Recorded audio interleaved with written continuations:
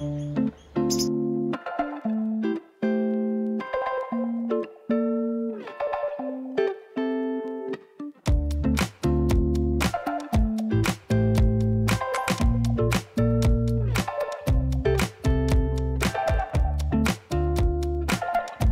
T here. Welcome to another exciting episode.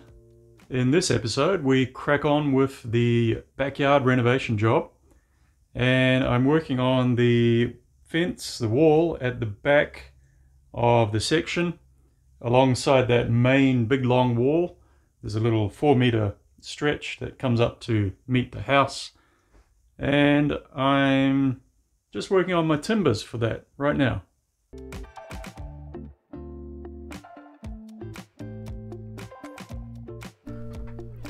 The first thing I had to do was go up to the timber yard and grab some 3x2 rails, fence rails, to use as framing for that old fence. And then I broke down the old fence, got rid of all that old crappy green slimy junk that was on there, and then I tried to start framing it up.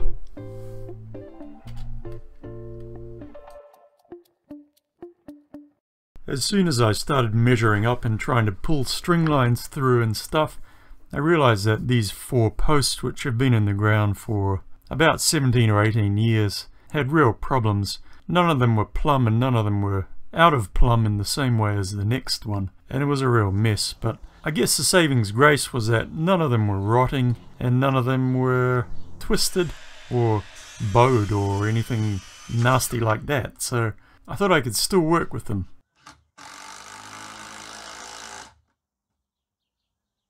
You can see in this shot how the post next to the house is further away from the house at the top of the post than at the bottom. I had to make sure to put my rails in level, not just put them in perpendicular to the post. I also had to offset my rails forward from the post in order to keep the plane of the rails plumb. On one of the rails I offset it too far forward, and I had to go in with a power planer and tidy it up. So I started off with a big mess. I made it even worse, and then I fixed it, but I ended up in a big mess. Moving on to the next step, which is building a gate. And I built my first gate about 10 or 12 years ago. This is my second one, so I'm an expert now. And I'm going to make a whole separate video about this, because I guess some people out there might like to do a DIY gate, and that could be a useful subject to cover in a video. But anyway, here's my gate. Made it out of the same fence railing material as the fence rails, and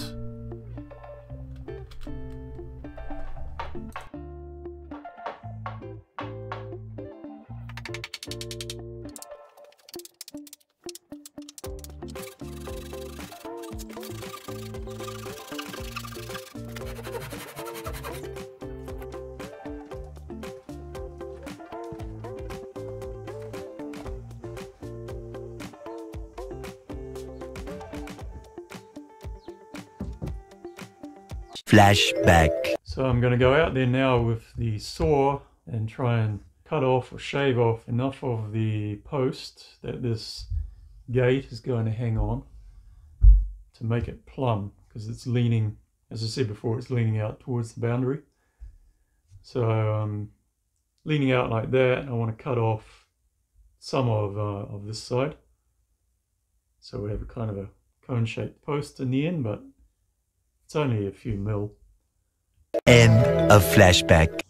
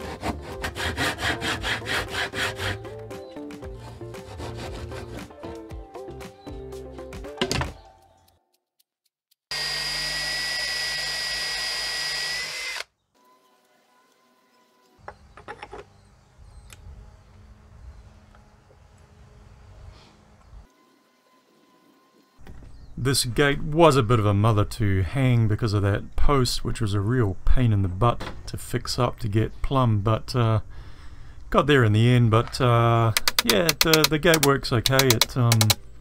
It's a bit creaky at the moment, but it's wearing in already, so happy days. So now I'm back off to Bunnings, this time to purchase a product called CLT Mini Panels by a local company called Laminata.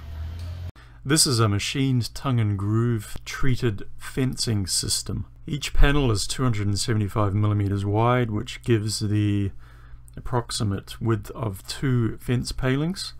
It has a groove down the middle to give the appearance of 2, and then the tongue and the groove of the next panel create that same profile, so you get a really attractive, seamless appearance of quite narrow, finely gauged fence palings.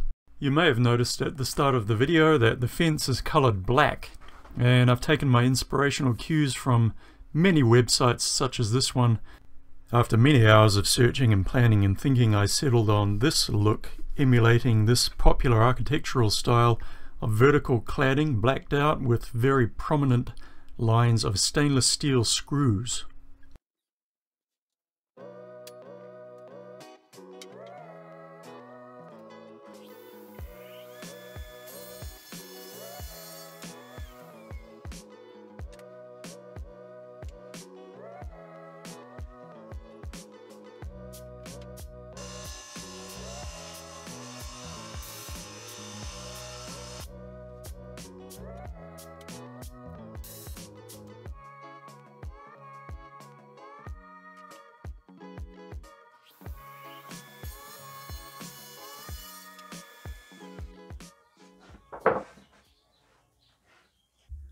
So I'm just going to take my drilling guide out of the clamps and then put a couple of markers on, and then I'll be able to mark out my 90 holes that I have to drill for the screws for mounting these panels.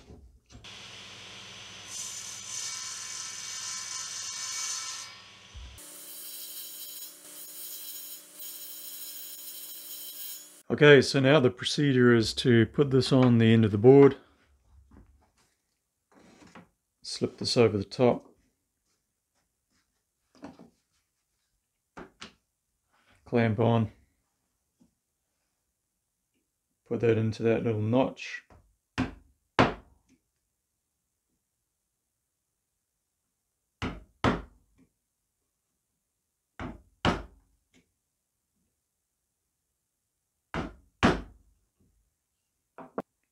and there's my marks.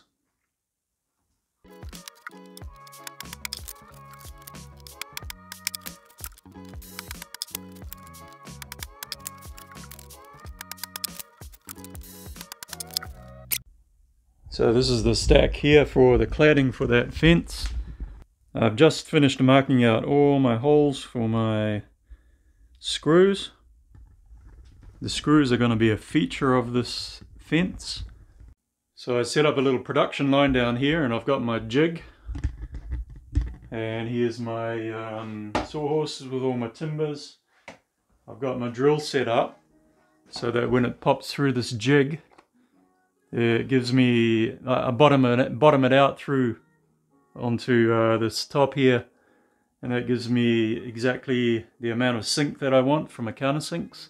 And then I'll just put them up on the bench here and get on with the oiling later on this afternoon, but first I have to drill all these holes.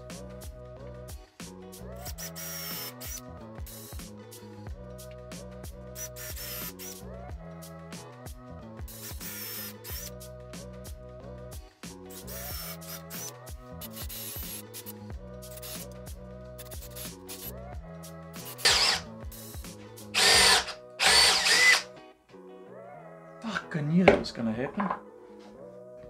Fucking broke off the drill bit. God damn it. Sorry about that, guys. Fucking knew that was gonna happen. By sheer coincidence. Luckily I had a bunch of spare 2.5mm drill bits, so I've managed to put one into the countersinking thingy here.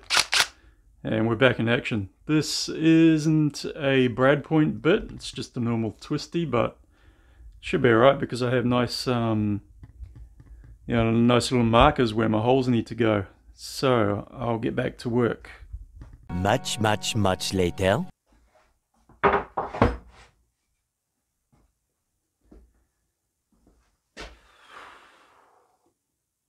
All this tin is going to be stained.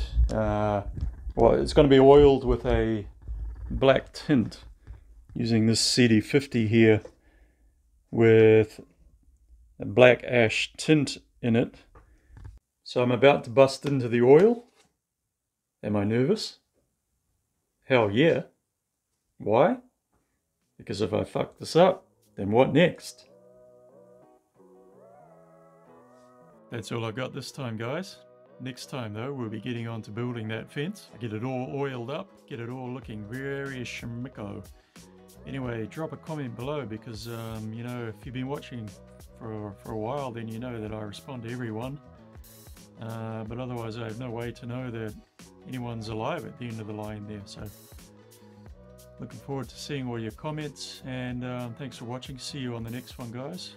Making progress. Had a few setbacks, but we're getting there. Cheers.